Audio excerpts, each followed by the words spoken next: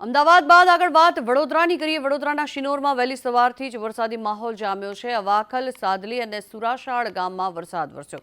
ઉતરાજ, તેરસા સહિત ગ્રામ્ય વિસ્તારોમાં પણ વરસાદ વરસ્યો છે અને વરસાદની અસર સમગ્ર શહેર અને ગ્રામ્ય વિસ્તારોમાં પણ જોવા મળી રહી છે, કારણ કે ઠેર ઠેર વરસાદી પાણી ભરાઈ ગયેલા પણ નજરે પડી રહ્યા છે। અનેક રોડ રસ્તાઓ પર પાણી ફરી વળ્યા છે, કારણ કે વહેલી સવારથી જ અહીંયા વરસાદી માહોલ જામ્યો છે। જોકે ઉનાળાની કાળઝાળ ગરમી વચ્ચે વરસાદ વરસવાના કારણે થઈને થોડી વાતાવરણમાં ઠંડક પ્રસરી છે, જેના કારણે વડોદરાવાસીઓએ રાહત અનુભવી છે। વડોદરાના શિનોરના આ દ્રશ્યો કે જ્યાં વહેલી સવારથી જ વરસાદી માહોલ જામ્યો છે। કાળા ડિબાંગ વાદળો સાથે વરસાદી માહોલ જામ્યો છે। જોકે સત્તાવાર ચોમાસું બેઠું નથી, પરંતુ અત્યારથી જ જાણે ચોમાસું બેસી ગયું હોય તે પ્રકારે વરસાદ વરસતો નજરે પડી રહ્યો છે।